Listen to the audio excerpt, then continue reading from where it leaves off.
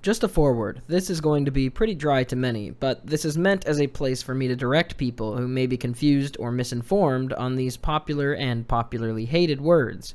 That is, objectivity and subjectivity. Outside of academic contexts, I almost never see these words used correctly in discussions or even in so-called analysis videos. Unfortunately, objectivity is often used by some people incorrectly to shun or insult opinions you disagree with and instead elevate your opinion to a point beyond argument. Subjectivity is often used to invalidate resourcefulness, evidence, and data in the name of pretending all opinions hold the same properties of credibility, or lack thereof, which isn't the case. I will reference a few people in this video, but since this isn't a college paper or a peer-reviewed essay, I'm not going to bother with sources and instead try to explain in a way a normal person coming in blind could hopefully understand. Also, I know the length of this video may be intimidating, but rest assured, almost every word from here on out is essential information. Some of the most widely misused terms by the average person are the terms objective and subjective. Whether this be in reference to art or morality or what is real or in some argument that's going nowhere on Twitter, people almost always misunderstand these terms and use them either intentionally or not to muddy the water in a conversation. These terms are fundamentally about the state of two separate realities, as is and as perceived, which is important in a lot of cases, and for that reason should not be undervalued or ignored. Words have purpose, and today I hope to clear up some of those complications.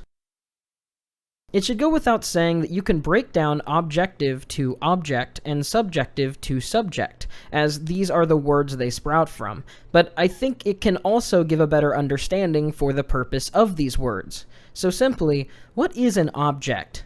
In the day-to-day life, it is a thing. A basketball is an object, a golf club is an object, a guitar is an object. In grammar, the object is either a person or thing that the action is having performed on. In the sentence, I picked up the basketball had the action of being picked up acted upon it. In logic, all arguments must be objective. They follow a math-like formula to their construction, that from the point of their construction can be accurately deemed as either valid invalid or good bad, in reference to the construction of the logical through line and the truthfulness of the premises. Now, on the basic level, what is subject? Well, the subject is you. In grammar, the subject is the thing acting on the object. In reality, to another subject, you could be the object if you were to say, be pushed or talked to. Any sentient being essentially is their own subject, and only truly has full grasp of their own experience. Slight or large changes in eyesight, background factors that determine moral or cultural understanding of things as they are. Say two people saw the object of a Daruma doll, one person culturally competent in what a Daruma doll is, and the other person unaware of the cultural and historic meaning. Imagine a third person whose life work is studying the history and cultural usages of Daruma dolls through the ages. They all look at the same object, but their subject understanding of the object varies. This is subject experience. Now that I've given a list of hopefully easily understandable, yet not all-inclusive examples for an understanding on what object and subject are, let's cover a few misconceptions. The first misconception is all things are subjective. People throw this around sometimes in different contexts, but at a basic level, this comes from an old philosophy that somewhat persists in very small circles today. That is solipsism, which is the logical end to believing this way.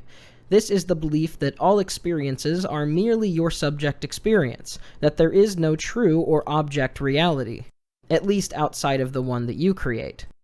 No other subjects or people have their own experiences and instead are a part of this highly detailed world you naturally have created for yourself.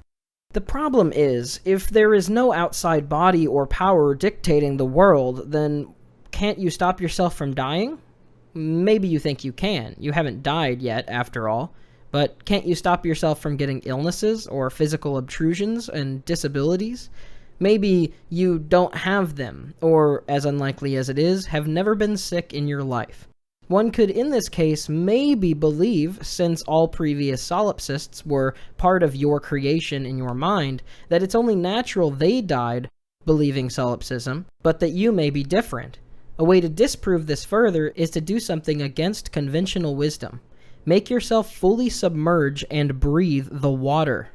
You can't. You will drown. I don't literally recommend this, but a solipsist confident in their beliefs should be able to jump in front of oncoming traffic or in front of moving trains and have them phase through their bodies unarmed. I don't mean you're lucky enough that the cars don't hit you or that the train stops in time. I mean you get full-on struck to a level that it would have killed you, but you just kind of go through it like it was transparent. Or jump off of buildings and not be injured, or even disable gravity for yourself and decide to fly one day. There are some arguments people can try to poorly construct, but if you are at the center of reality and all you experience is something you have constructed, then there should be no good reason you can't control it. I mean, you are the center of it. You are the precipice. You are everything, the creator, the almighty. As being not in full control would presuppose there is something outside of your will and knowledge, outside of you, that exists. Something outside of the subject. As it exists, any solipsist that truly attempts to prove their beliefs with action will kill themselves in the process. These laws and systems make the world and reality itself something that exists independent of us. Our perception, while it may differ somewhat, will always observe the same object, like a Daruma doll, with or without the context. It is because of this world that acts by its own systems largely out of our control that we are able to learn, adjust, abuse, and use these laws to our benefit. Then, in the great expanse, we can call everything, including our own physical forms, part of the object reality. A second misunderstanding is on what objectivity is. Some may note that I never defined object by certainty, something people often use the word for incorrectly in average speech. Objectivity is not what is 100%, at least not always. Instead, we acknowledge that since one can never know if they know everything, everything will be at least somewhat uncertain. There's always that 0.01 to the 1000th% chance that something could have an exception to the rule. Reality is complex, after all, with endless things and exceptions to them. Objectivity, then, isn't a term used when arriving at impossible certainties. For a period of time, it was popular thought in philosophy that this lack of certainty meant that everything was indeed subjective. Nothing could be assumed or presumed, i.e. some of the works of David Hume. That if something was 99.999 to the 1000th% possible, it was still uncertain, and therefore subjective. The problem with this heavy-handed portrayal of subjectivity is that it relegates both the subject and the object to being essentially useless terms. If nothing is objective and all things are subjective, then what are either term's purpose really? In that view, not much, but this loose way of defining the terms was somewhat ironed out by Locke in the 17th century. He proposed that objectivity is not an impossible-to-achieve, infallible 100% certainty, but instead is the most practically observable and true thing. In other words, all evidence that we have ever gathered around the properties of, say, gravity, within its contexts have been consistent and true. While theoretically evidence could exist to disprove gravity as we know it, over the course of all observable human history, there has never been any evidence against it. That's what makes gravity a law in science, rather than a theory. The overwhelming and nearly insurmountable evidence that we have for gravity acting as it does.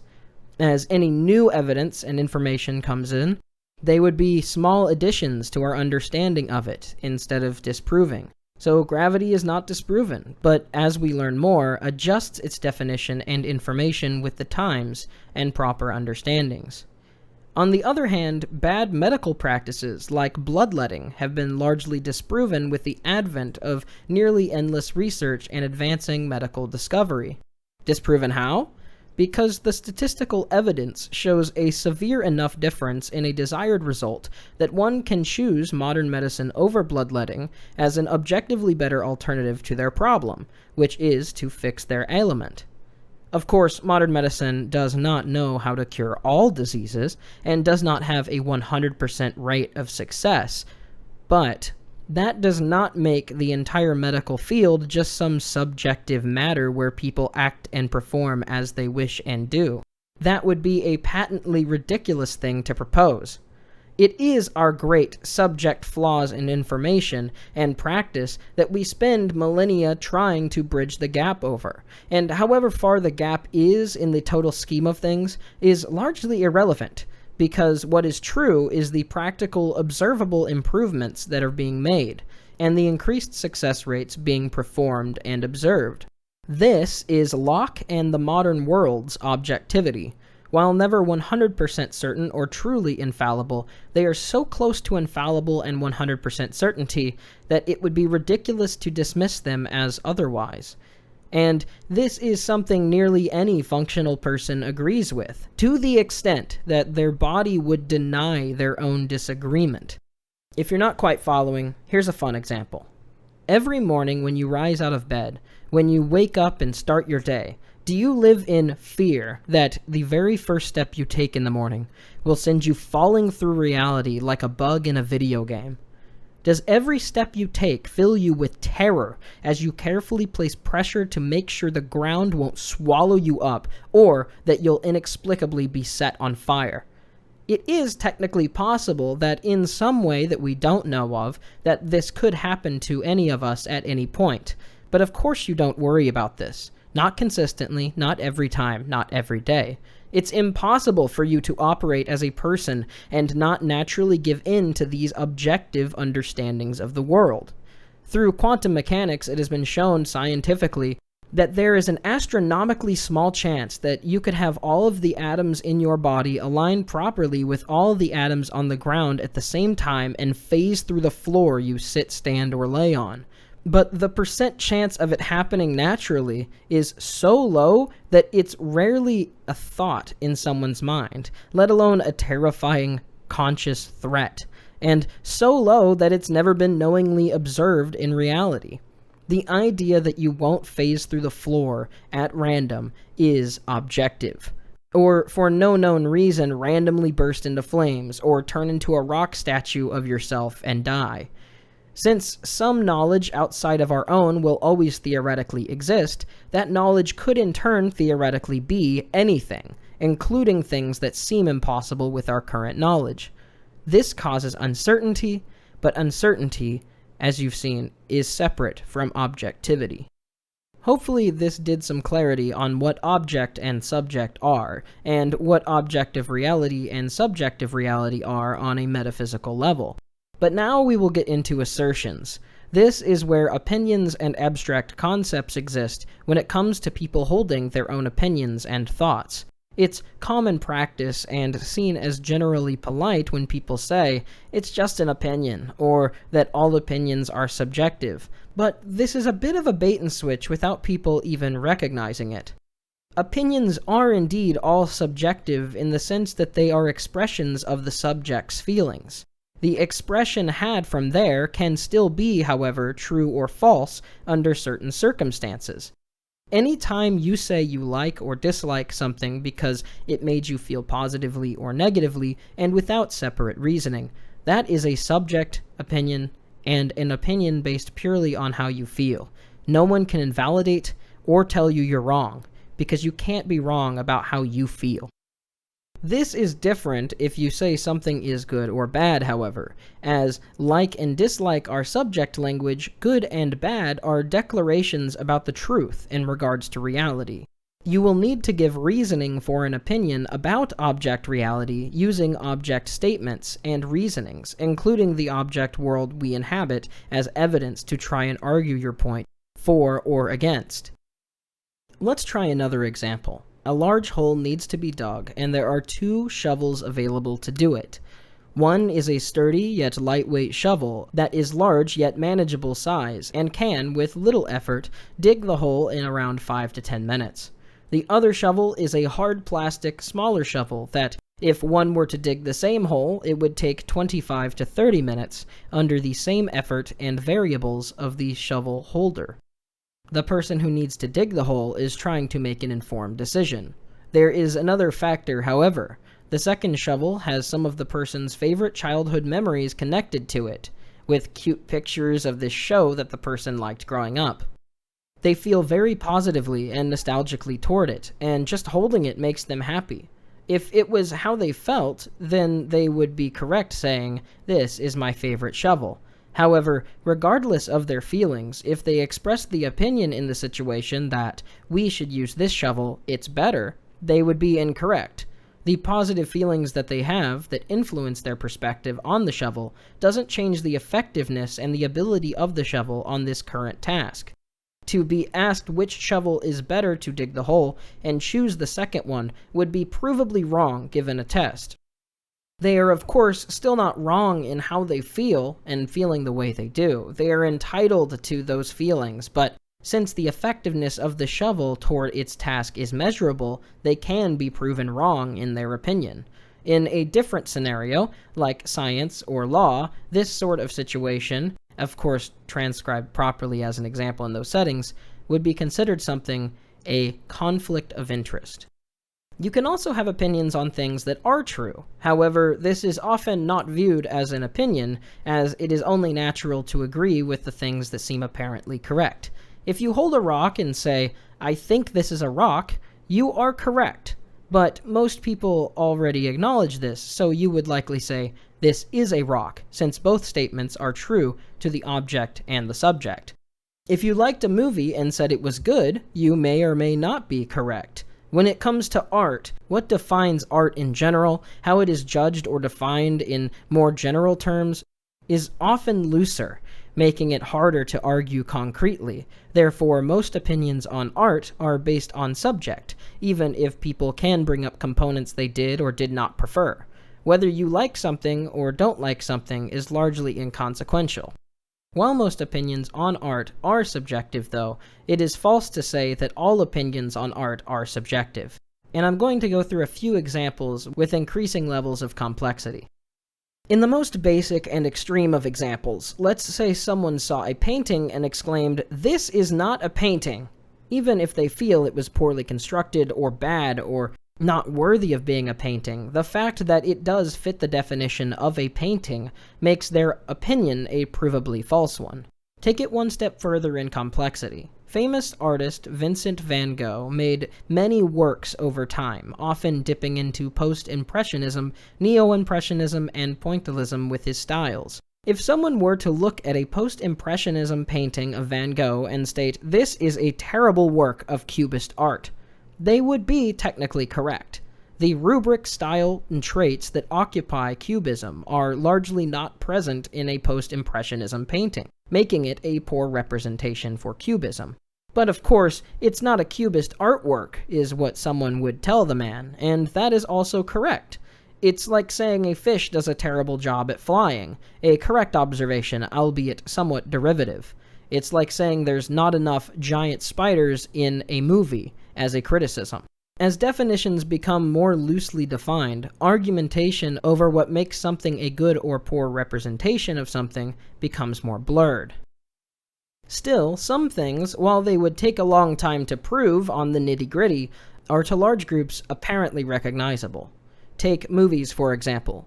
Some movies have their objective, their goal, outlined in their genre, namely horror and comedy. It is the goal of a horror movie to cause horror, or general jumpiness, and of comedy to cause laughter. Therefore, you could state and argue in theory if a horror or comedy movie does its job effectively. Of course, what scares one person is sometimes different from another, and so on with what makes people laugh. This isn't an entirely subjective argument, however. Since horror and comedy are such well-defined genres with such long lineages, there are bound to be decidedly good or classic examples one could refer to make an argument. Remember, this isn't an argument on whether the movie is good or bad, but if it is a good or bad representation of its respective genre. and there is precedent to show if it is or not from past genre-defining films. Another angle, aside from precedent one could take, would be to invoke science on human psychology. The sorts of things people naturally find humorous or scary have been thoroughly researched and recorded at this point, so someone could find and state something that humans statistically find funny and draw parallels to where it is in a certain movie, and so on. There are bound to be inconsistencies in something so dense of a topic, but remember, subjectivity doesn't lie in a lack of certainty. No. Instead, it will be the least inconsistent argument made that is the most objective or correct. Whoever in the argument has the most evidence with the least holes and vagueness, whoever used the tightest language, who substantiates themselves with evidence the most solidly, that person would be correct, at least until a more solid argument arises. That being said, the topic is much too dense to be hashed out in a literal argument, either in a face-to-face conversation or on some thread or forum.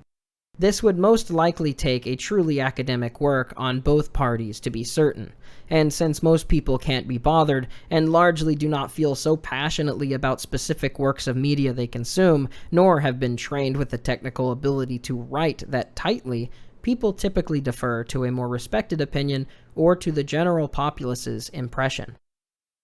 On matters like these, this is typically more efficient and helpful, but it should be noted that both of these, while helpful in reality to focus on life's more pressing matters, are still logical fallacies, first being appeal to authority and second being the bandwagon fallacy.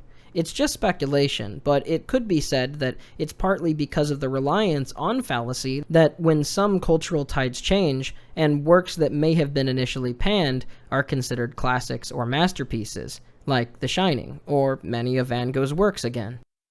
Okay, that third example took a bit longer than the first two, and I hope you see why. The farther you get away from well-defined terms and the more subject and object blur, the harder it is to find truth on the matter, and while many of the cases are not literally impossible, they would take such a massively extensive amount of research, argumentation, and proper structuring that they may as well be undeterminable in the object. Some things, of course, are literally impossible, as they become too mixed in the subject and object. For both of these cases, they would be entirely subjective opinions. This is where most opinions on art sit, a realm of interpretation, barred from much substance. But as it has been made clear, there are still plenty of opinions on art that are not left to interpretation and are not subjective, at least not certainly so. That's mainly because we've only talked about one form of the object, and that is an object that exists within reality, and how it interacts with our subject. But there is another form of object in abstraction that does fall into the realm of 100% certainty, regardless of the failings of the subject.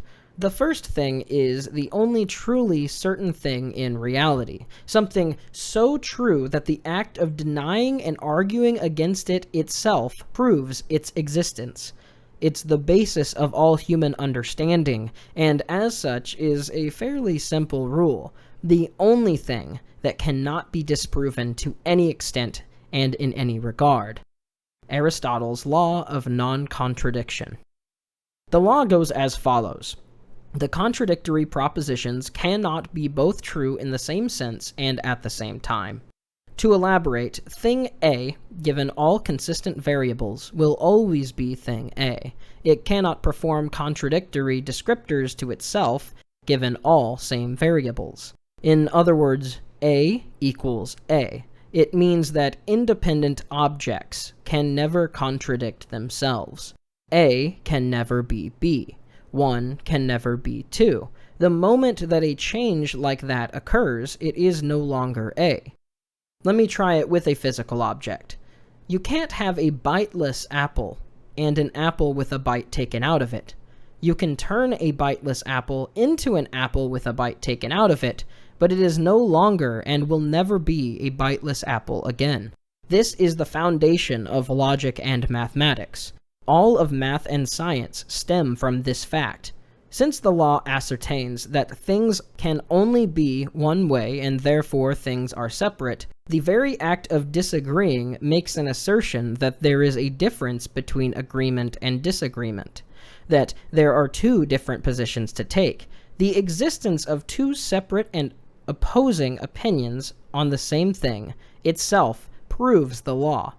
The very fact that you sometimes breathe in and sometimes breathe out, that any point in your life you have blinked or moved from one spot to another, or that your body ages, or that any other person through the history of humanity has ever done these things, proves the law.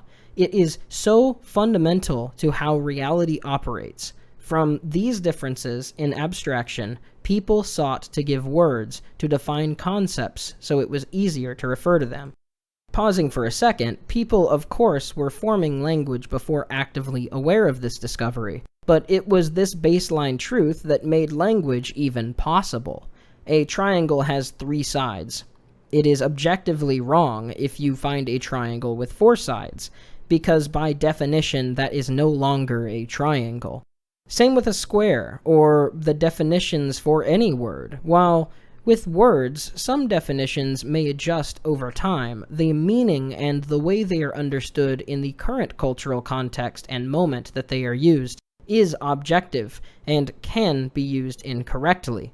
The fact someone can understand what I'm saying at all, and I'm not saying a mesh of incomprehensible sounds instead of words, lends to this objectivity and the fundamental law of non-contradiction. So, using abstract objectivism and understanding how the subject and object behave, understanding of existence becomes more practically efficient for daily life. The better you understand yourself, the subject, and how you interact with the world, and the better you understand the world, the better you are able to move up, perform things, and perform them accurately. It lends for more than just argumentation. It lends more than anything to the development of a serious person. So, don't believe the hype. If someone says their opinion is objective fact and you are wrong for liking something, don't listen to them. They don't understand the words that they're using. In the same sense, if someone says that all opinions are equal and nothing is objective, tell them to prove it to you by jumping in front of an oncoming take peace knowing that it isn't true, and that they are most likely just as self-absorbed and narcissistic as the first person, or possibly just a little poorly informed. This was a very brief, maybe overly concise coverage of the modern usage of the object and the subject, where people get it wrong, and in some ways a proper understanding lends itself to different scenarios in real life. I hope this was beneficial, but I am not keeping this up to be a YouTube video, just as a half-academic source for the common person whenever I need to clarify this topic, and this is a topic that has been actively muddied over time, sometimes in ignorance and other times in malice. Since this isn't a school paper, like I said in the beginning, I didn't bother to include sources, but all the arguments in this video hold up to scrutiny on their own, since this is discussing logic on an abstract topic, making it an inherently mathematical thing, and math holds up to scrutiny on its own. For a proper history and in-depth look at this topic, however, there are countless books from over 1,000 years up until now to cover, but know the basics first. Don't jump ahead to some modern thinker without knowing where they're coming from. Socrates, Plato, and Aristotle are all people who paved the way for all of logic, philosophy, humanity, science, math, pretty much anything, and they were still incorrect in their own ways, too.